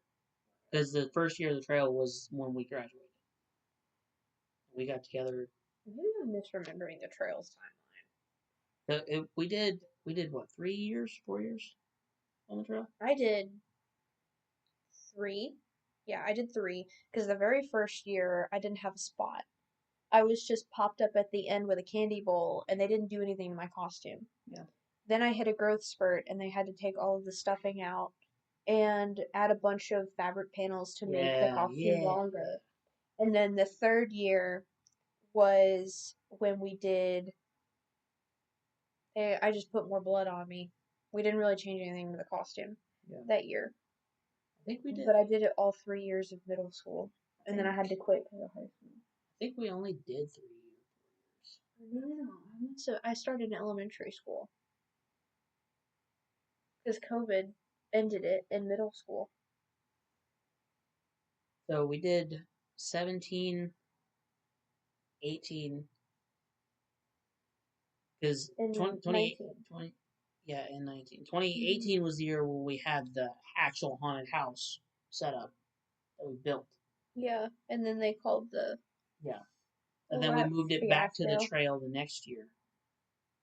And then we had it again the year after that. So we did 4 years. So it was 2017 to 2020. Or no, we couldn't have it. We didn't do it 2020 because. So it was 17, 18, 19. We only did it 3 because I don't think we did the trail after the building fiasco. I think the building fiasco was it? That was 2018. So we did the trail. We did it on the trail, and then we did. Or actually, they did it 2016 because they did it the year before that too. That's what I was saying. The trail had another year before I joined, so they already had like a lot of stuff established before my mom let me go. I want to be involved the first year because she's like, oh, I don't want to hang out with my sister. Yes, you're right. She was like, she asked me one day, she was like, hey, you want to be a part of this fun trail? I was like, opportunity to hang out with you so it was, and your friends. It was 16 to 19 then, because I wasn't a part of it in 16. Mm-hmm. So you and I joined the same year. Yeah, 17. And that was when it was just one portion. I think it was just the witches, or it was the witches, and I think witches was first year, and then they did witches in the circus. Yeah, the second year. The second year. Which is my first year, and then the year after that was when they did the house, and they had the doll, like the doll house.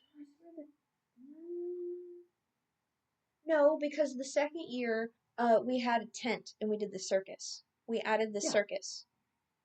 They had the circus my first year because Andrew because Andrew was the clown. He was the clown the whole time we were doing it. Yeah, maybe it was the circus But and not. it also evolved I feel like like I'm going crazy. like as it was going every year. Like we added stuff to it every Mhm. year. I remember my first year, there was not, we didn't have a tent. My first year, there was no tent. Yeah. Because I was next to the exit and it was all, we had the white sheet thing at the Mhm. director, but there wasn't like a tent. And then the second year, we were in the woods and we had an actual tent covering because we had like, it was like the circus area. And I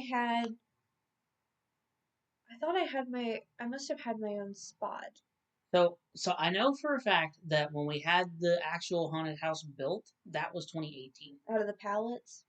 I know for a fact that is when because that was when I started my job at Safe Light.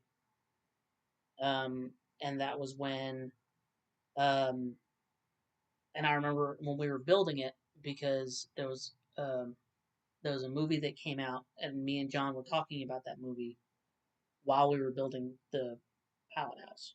Maybe I'm misremembering when we did the circus tent to be the third year that I did it. And then and the third year we were back in the trail and it was a Mhm. little more compact. Yeah. I think that was also the year Maybe we had that the was Wendigo. No, that wasn't that year. no, But Wendigo was the last year because what was their name? I think their name was Ace. something like It's that. somebody that we never met before, but they had like these stilts and it was Yeah. sick. But so here's the thing though about the trail is every year like as it went like we evolved every night like as the because we Mhm. would go for it was every week it was something new we added stuff to it every week Yeah, we were there's a lot of changing stuff like and in that period and then we'd add new stuff the next year yeah, we tried more to and add more like a whole new because we were going off of because every year pins. it would every year it would evolve throughout that run that year Mhm. like every week we would have new stuff because John I and remember that Dwayne very vaguely. They would be working hard on stuff all yeah the because time. John and Dwayne and Rob were constantly building new things and coming up Mhm. with new ideas and running them by Krista because she was right there with them. Yeah. And so it was constantly evolving, constantly, like week to week to week. And then we'd come back the next year, and week to week to week, come back the next year, and Yeah. so that it's a little difficult to remember what happened and what was added when, because there was also like I think the most successful year, the year that we had the most shit was I think that first year because that was when uh, Mira's dude was there. That Oh, guy. yeah, we had tour guides. Yeah, we won't get into that We will guy, not get into that guy. but I think that was when he was there because Hmm. that was him and John were the ones who taught me how to crack a whip. Yep. And he low key freaked me out, but I didn't say anything, and then I probably should have because Yeah, yeah, because always trust your gut. he slapped the shit out of me one day. He did. Hmm To try to get because he was trying to elicit a reaction, like because he I wasn't being angry enough in my delivery, so he was like, so he, You're. yeah, So he just he slapped went you. full auteur and fucking shit out of me, dude. I was dazed. He hit me so hard. And I was here sitting there like, That should have been our first warning I mean, sign. it worked. I was pissed, but yeah, no, it was Oh, that dude had issues. it really did. Um, but yeah, The trail was a very formative it was. experience for me. I feel like I got a lot of my personality from the trail because it brought me out of my shell. Maybe not all in the best ways because again, I was 11 hanging out with like how old was everybody else? Like 16, The 17, the age range was 18. pretty wide. Well, I'm It's talking like about like Mark, Justin, yeah, you, Krista, Mara, and then all of the adults that I spent a lot of yeah. time with, like Well, uh Krista, Mara, and I, we were like 19 and 20. Yeah, and then you're And then, it it was ranged. a lot. And then like There was a wide age in range. the adults, like Mary and Rob and everybody, like I don't know. So like an 11-year-old hanging out with a bunch of definitely older folks. I got a lot. I feel like I got socialized like really fast. Yeah. Like I learned how to talk like an There, adult there because were if I didn't talk like you guys and if I didn't like make the jokes that you guys thought were funny and stuff like that, I was scared that you guys weren't gonna like take me seriously, I guess, because I didn't want to be Yeah. seen as like one of the kids that I was just getting like babysat or whatever. I wanted to be a part of it. And so I learned very quickly how to adapt. Like I shut my mouth until I figure out how to adapt and then I opened it when the moment was right Yeah. to get you guys to think I was okay. There were definitely times back then where I personally was very like I was kind of uncomfortable with some of the situations that you were involved in, like especially like at Rob's house and Oh yeah, there's a lot going on. I try to black a lot of it out. yeah, there was a lot, and I feel I like also didn't really like there wasn't a lot of other kids in the trail. no, and I mean, And then the ones they were that were there, I didn't really hang out it with. was like Rob and Mary's kids, but They weirded me out. You, they were Rob and Mary's kids. we're gonna put that on the internet. I'm sorry, guys, if you're listening. Y'all weirded me out. And they're great. I hung out with them a lot because I've always gravitated toward kids in not a weird way. Whoa! Pause. Hold the phone. But I've always gravitated towards kids just because they're not there's not as much bullshit with kids as there are with adults, especially adults who were the age I was at the time. Because Yeah, I was there was there 19, was 20. a lot of that There was at the trail. There was a lot people of were like acting random drama and stuff like full that. grown ass people acting like children. You remember? Really got on. Oh yeah. It's a big reason why I stopped doing it. Because a lot of the It became the other adults that were not named or named. I don't want to name drop, but some of them were in getting a little too involved with the teenagers' drama. Yeah. And even as an 11-year-old was like, guys, Yeah. they're like high school age. What are you guys doing? No. I Like, this did. is high school drama, and y'all are getting involved. That is something that I have come to, that I've grown to understand, is that, and it's kind of what I was getting at earlier when I said you know, the age you are now is the age where you either stay a high schooler or you become an adult. And too many people just stay high schoolers. Yeah. And are prone to that kind of drama. I'm already over the high school dramas. I was over The amount of situations that I've been in, where like other people are trying to drag me into stuff, and I'm like, I don't get paid enough to be here. Yeah, no. That's my attitude here. I'm like, that is a lesson I learned. block. That is a lesson I learned and apparently forgot in the last few years with the amount of stuff that I've been dragged into and allowed myself to be dragged into. Life was like, you need a little reminder. Yeah. Guys, the block button is free, and if people are bothering you, they're not worth it. For real. I had a lot of friends that were dragging me into too much crap, and sometimes it's better just not ever talk to them again. What's the phrase? Protect your peace. Protect your peace. Yeah. That's a big one, guys. Protect your peace. Take it from me. If you know, you know. Jesus Christ. Even my friends would get that. In my personal life, for sure, protect your peace. Some people aren't worth it. But yeah, good God, we have gone for 2 hours now. Yapping. Yapping indeed. Yeah. You know how long this is going to take to upload? Well, are you going to edit it? Yeah. I would cut some stuff out. Like what? Like this. Now you have to leave it. No. The only thing, well, no, I can't even cut that out because I paused the recording when we got up to investigate Yeah. the knocking sound. I mean, you could cut like the part right before and the part right after. So it's just like even conversation. I don't know. It's your podcast. You do what you want to do. Thus far, I have not cut anything out of any podcast. I've just Really? raw dogged it. That's crazy. Yeah.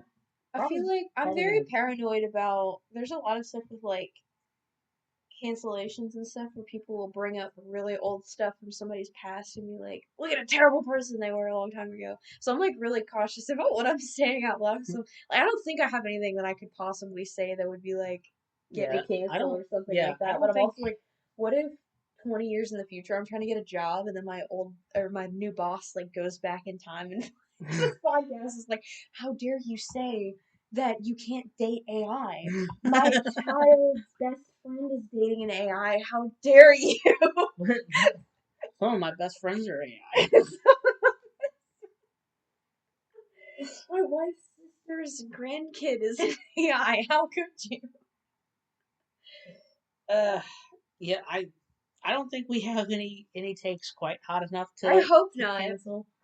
And odds are I'm not gonna get big enough for this to be Don't relevant. say that. Anyway. Don't say that. You're gonna be famous. You know what? I might be, but hopefully. And then you'll have to shout my business out. Yeah. Or vice versa. I don't know. Whoever blows up first. By the way, speaking of, you wanna plug yourself real quick? Shout out. Shameless plug. Shameless plug. Well, I mentioned it earlier that I do run a business. It's Ginger's Crochet Creations on Facebook, Instagram. I have a little store on Depop. I make pretty much everything. I was recently at MCFC. That's the last event that I did, and it was amazing. I'm really sad that you didn't go. No.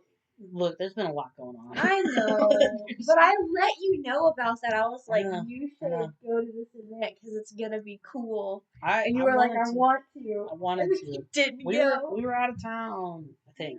I think that was the one. That was the one around Thanksgiving, right? Right before Thanksgiving. Yes. Yeah. But it was you scheduled the out of town after you knew about MCFC. I didn't. And then when I told you about it, and you were like, oh man, I forgot. I did forget. And we scheduled something. I was like, whatever. I did forget. But you know what? It's okay, there's always next time, right? Yeah. Actually, I might try for a Ren Fair next year. Dude, Ren Fairs. I've been to one Ren Fair. It was one of the coolest things I've ever been. It's so cool, but I need to. I feel like I'm gonna have to do a different. I don't know, because a lot of my products are kind of like fantasy. Yeah. Stuff with like dragons and like lots of like plushies and stuff. Yeah. I'll definitely. I'm gonna leave a link to your Instagram and Facebook. Thank you. Send me the link to your shop too. My Depop shop. Yeah.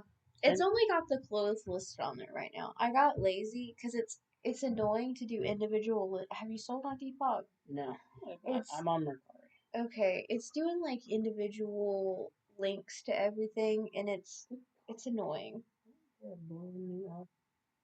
So many notifications. Yeah, I'll leave links in the description to the video. If you want custom anythings. Yeah, she does good work. I have a couple of things that she made when she was like first starting out. Oh yeah, and they were good back then. We don't want to talk about that. They were good back then. Alright? I've seen the stuff she does now. It's good stuff. It's definitely way better now. Yeah. She does good stuff though. One of my favorite things that I own still to this day is that little Miles Morales that you made me. I love him. He's so good. That's actually what I modeled. I made a pattern way after of like a base shape, and I made it after that because I love the shape of the doll so much. And now all of the characters that I make are based on that same pattern. So it's a different size, but it's the same like shape and content. What was I trying to say? I'm not sure. I don't know. It's the same shape and a C word. Concept. There you go. That's a good one. That's kind of what I was looking for. I don't know. Not. Ignore that. I know what you mean though. It's the same That's happened idea. like 12 times since we've been recording to me. Where Real. I just settle on a word even though that's not the one I was looking for. Concept was definitely the word that I was looking for. But anyways, Anyway. it's the same kind of thing, and I make all of like I do a lot of anime characters for like I don't watch any anime. I had an ex-boyfriend try to get me into it. I was not about it. Um, but I do a lot of customs for people, especially characters that don't get a lot of merch. So if your favorite character doesn't have any merch, that's a good option. I recently got a custom order from somebody who's getting a Pokemon that doesn't have any merch. Like it's really hard for them to find plushies and stuff of a particular Pokemon. That's why they're getting one from me. I was pretty excited about that, even though I know nothing about Pokemon. Me neither. I don't. I never really got into it. I did. I tried a little bit when I was a kid, but didn't quite stick. Yeah, I don't know a lot about the stuff that I make. I get a picture and then I do my best to make a. Yeah, he's really not the type of person that really fits on this kind of podcast. Oh yeah, this is not. I'm This is not not at all supposed to be here. This is not at all the kind of content I usually make. Because Okay. it's it's fine. It's fine. It's fine. It's good. Yeah, I think we have probably rambled long enough. Yeah. I have not eaten yet today. I should probably I go had a do Pop-Tart for breakfast. Does that count? that. I have sustained myself solely on coffee, and I've been awake since 9. Woke up at 9. Okay, we should probably cut Probably. this and you should go eat. I should also go. Like I have done. Wither away. I have drank coffee, played video games, and done this podcast today. That is what I've done today. I have so many things to do. Wait, I went to work this morning. That's not true. I swapped the laundry. Oh, okay. You know what? I swapped the laundry. Yeah. And I fed the dogs. We're really grasping at the straws here. I've come to realize these last few days how much of my day is spent just corralling children. Yeah.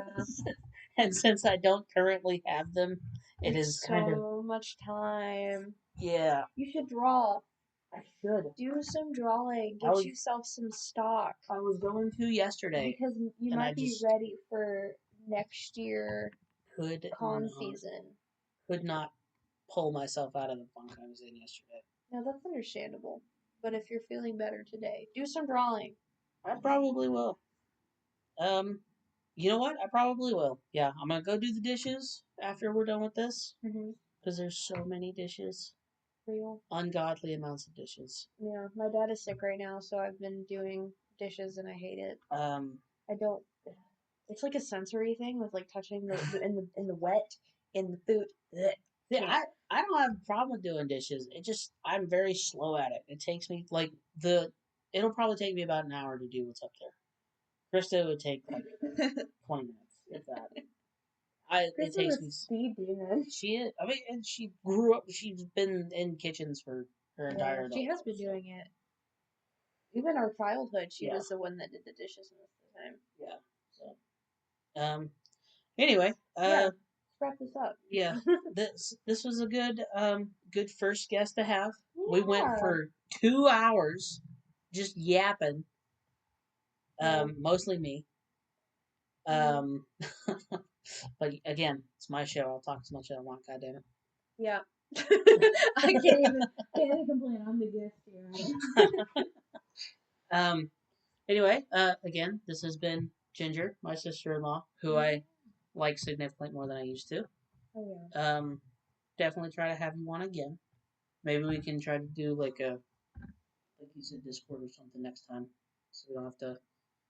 Although this wasn't. I don't mind being in person. Yeah, we're not that far away. Yeah.